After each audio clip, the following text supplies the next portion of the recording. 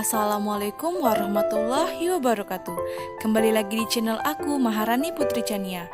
Di video kali ini kita akan membahas tentang sistem termoregulasi pada filum Arthropoda dan Echinodermata.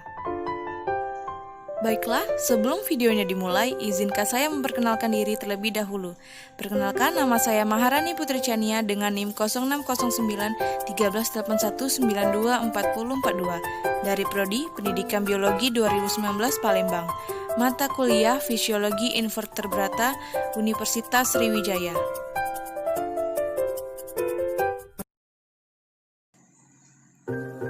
Baiklah, sebelum kita memasuki topik pembahasan hari ini, kita akan membahas tentang pengertian sistem termoregulasi terlebih dahulu.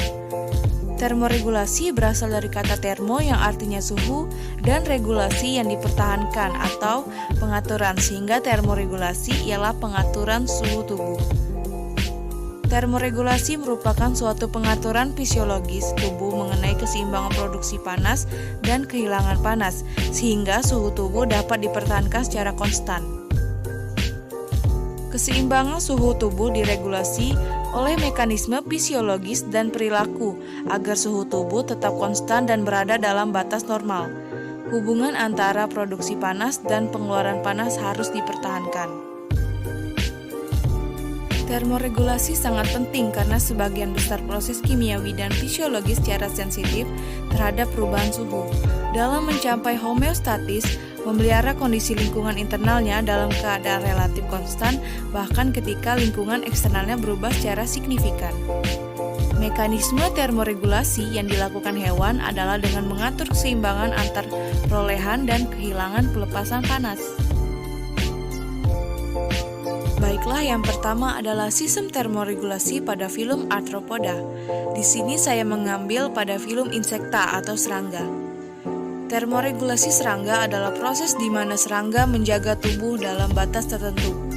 Serangga secara tradisional dianggap sebagai Poikilotheres atau hewan dengan suhu tubuh bervariasi dan bergantung pada suhu tubuh lingkungan. Sebagai hewan dari homeotermik atau hewan yang menjaga suhu tubuh internal yang stabil terlepas dari pengaruh eksternal.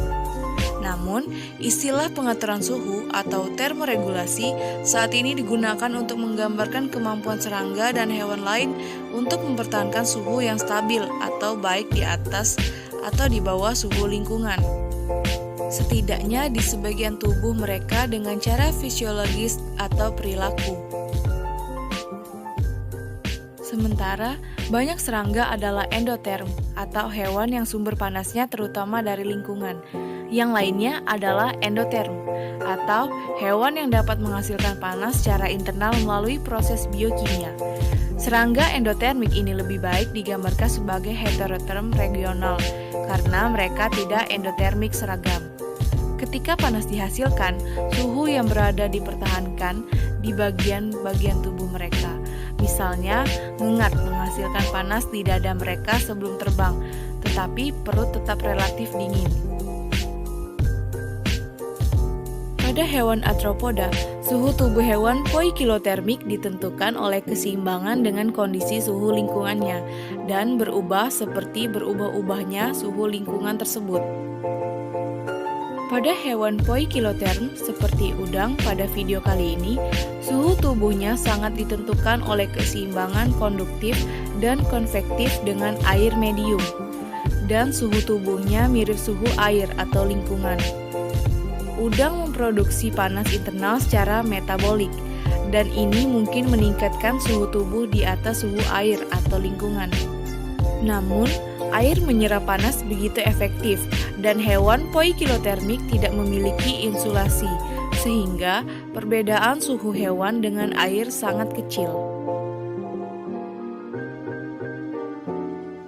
Dan materi terakhir adalah sistem termoregulasi pada filum Echinodermata.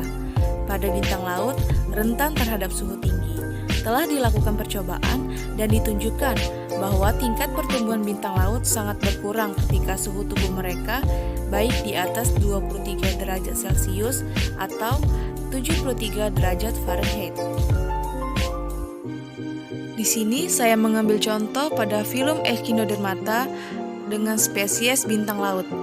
Spesies ini memiliki kemampuan unik untuk menyerap air laut agar tetap sejuk saat terkena sinar matahari saat air surut.